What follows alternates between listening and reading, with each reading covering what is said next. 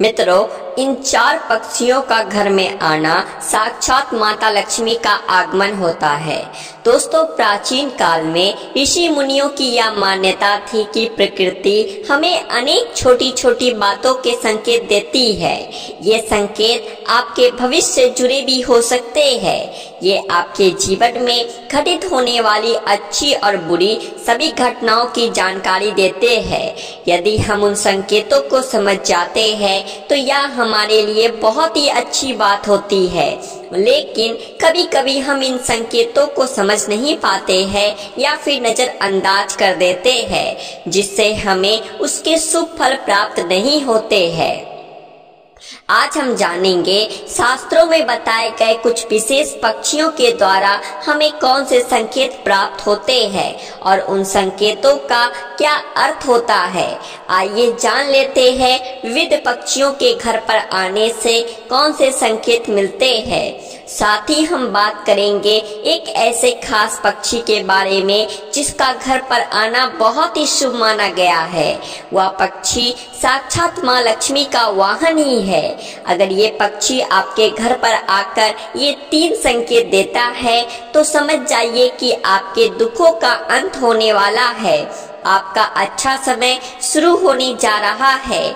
आपके जीवन में धन से जुड़ी जितनी भी समस्याएं हैं वह सभी समाप्त होंगी। तो चलिए जान लेते हैं घर पर पक्षी आने से कौन कौन से संकेत मिलते हैं। सबसे पहला पक्षी है कबूतर। दोस्तों, पक्षी शास्त्र में कबूतर को प्रेम संबंधों से जोड़कर देखा जाता है। कई लोगों को कबूतर प्रिय नहीं होता, लेकिन कबूतर को एक शुभ पक्षी माना गया है। कुछ लोग कबूतर घर पर आने से उसे भगा देते हैं क्योंकि वे गंदगी फैलाते हैं। लेकिन दोस्तों, घर पर कबूतर का आना विशेष संकेत समझा जाता है। यदि आपके घर के मुख्य द्वार पर अथवा खिड़की में कबूतर आकर बैठ जाए तो आपको धन की प्राप्ति हो सकती है। लेकिन कबूतर का घर में घोंसला बनाना शुभ माना नहीं जाता है। यदि आपके घर पर कबूतर आए तो उसे अन्न अवश्य डालें, इससे आपकी कोई मनोकामना पूर्ण होती है। दूसरा पक्षी है मोर। मोर एक बहुत ही शुभ और पवित्र पक्षी माना जाता है। यह माँ सरस्वती जी का वाहन होता है। साथ ही यह भगवान कार्तिकेय जी का भी वाहन है। भगवान श्री कृष्ण भी अपने मुकुट में मोर का पंख धारण करते हैं, जिस कारण से यह पक्षी सभी के लिए पूजनीय है। यदि आपके घर पर कहीं से मोर आकर बैठ जाता है तो इसे शुभ संकेत समझना चाहिए। मोर के घर पर आने से उस घर का विकास होता है, उस घर के शत्रुओं का नाश होता है और घर में रहने वाले सदस्यों में प्रेम और विश्वास बढ़ता है। साथ ही मोर के दर्शन होना भी अत्यंत शुभ माना गया है। यदि आप किसी कार्य के लिए जा रहे हैं और आपको मोर के दर्शन हो जाए तो उस कार्य में सफलता मिलने की संभावना बढ़ जाती है। लेकिन ध्यान रहे, मोर को मारना बहुत बड़ा पाप माना जाता है। तीसरा पक्षी है चिड़िया। दोस्तों, यदि आपके घर पर चिड़िया आती है और घोंसला बनाने लगती है तो इसे शुभ संकेत समझना चाहिए।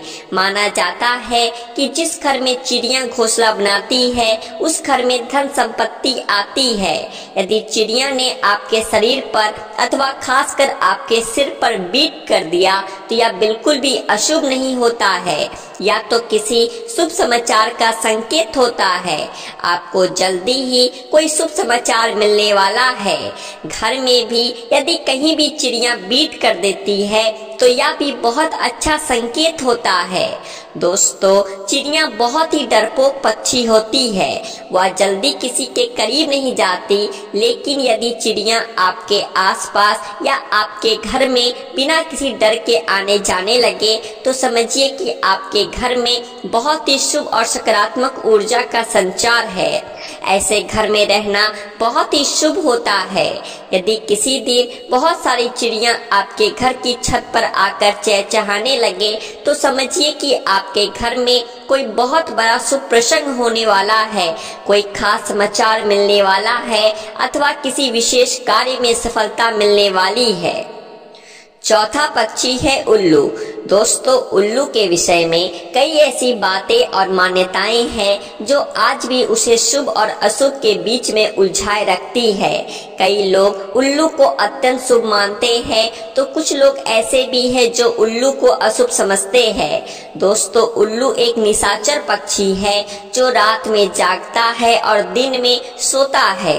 असल में उल्लू की शरीर रचना और उसकी आवाज ऐसी होती है कि कोई भी उसे देखकर डर जाए। शायद इसी कारण से इसे देखना अपशगुन माना जाता है। उल्लू के मुंह से निकलने वाली ध्वनि रात के शांत वातावरण को डरावना बनाती है। उल्लू की आंखें बड़ी और बेहद डरावनी और इंसानों की तरह सामने की ओर होती है। कान भी बड़े होते हैं। चेहरा बादाम के आकार का होता है। उल्लू अपनी गर्दन और आंखों को चारों ओर घुमा सकता है। भयानक दिखने वाले इस पक्षी की आवाज भी बहुत भयानक होती है। ये हमेशा रात में ही चिल्लाते हैं और अपना शिकार करते हैं, इसलिए इनके भयानक रूप के कारण पुराने लोग इसे अशुभ मानते हैं। लेकिन दोस्तों, पुराणों में वर्णित एक कथा के अनुसार लक्ष्मी जी जब स्वर्ग से धरती पर आ रही थी तो उन्हें सबसे पहले प्राणियों में उल्लू ही दिखा था। क्योंकि वह रात का समय था तो प्राणियों में उल्लू ही ऐसा था जो जाग रहा था, इसीलिए उन्होंने उसी को अपना वाहन बना लिया। इसीलिए उल्लू का दिखना या उसकी आवाज सुनाई देना अत्यंत शुभ माना जाता है। पश्चिम बंगाल, आसाम और ओडिशा में तो लक्ष्मी जी के साथ साथ उनके वाहन उल्लू की भी पूजा करने का रिवाज है। कई जगहों पर माना जाता है कि यदि किसी भी गर्भवती महिला को उल्लू दिख जाता है तो यह शुभ संकेत है, और यदि उसे उल्लू छू ले तो उसकी होने वाली संतान सौभाग्यशाली होती है। इसी प्रकार उल्लू यदि किसी रोगी को छूकर चला जाता है तो उसका गंभीर रोग भी ठीक हो जाता है। यदि कुछ आवश्यक कार्य जैसे नौकरी, परीक्षा आदि के लिए जा रहे हैं और उल्लू दिख जाए तो यह भी शुभ माना जाता है। सुबह सुबह यदि उल्लू दिखाई दे या उसकी आवाज सुनाई दे तो यह धन प्राप्ति का संकेत है। इसलिए उल्लू को या उसकी आवाज को कभी भी नजरअंदाज नहीं करना चाहिए।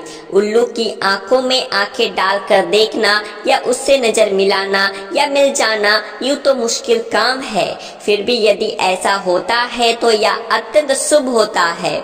समझ लीजिए कि आप पर धन की वर्षा होने वाली है। इसी प्रकार से कुछ लोग उल्लू का दिखना या उसकी आवाज सुनाई दे जाने को अपशगुन मानते हैं। चूंकि उल्लू की आंखों की विशेषता होती है कि वह एक ही समय पर एक आंख से एक दिशा में तथा दूसरी आंख से दूसरी दिशा में देख सकता है, इसलिए यह कहा जाता है कि उल्लू यदि दाईं ओर देखकर बोलता है तो यह अशुभ होता है, जबकि यदि बाईं ओर देखकर बोलता है तो इसे शुभ माना जाता है। कहते हैं कि उल्लू जिस घर पर बैठ जाता है वो घर भी जल्दी ही बैठ जाता है, अर्थात बर्बाद हो जाता है। किसी घर पर उल्लू का लगातार बैठना या रोना उस घर और उसमें रहने वाले लोगों के लिए एक अपशकुन का संकेत माना जाता है। साथ ही वहाँ पर धन हानि या मृत्यु का भी अंदेशा रहता है। वैसे देखा जाए तो शुभ और अशुभ की बहस में उलझा यह पक्षी बहुत शांत होता है। किसानों के लिए तो यह वरदान ही होता है।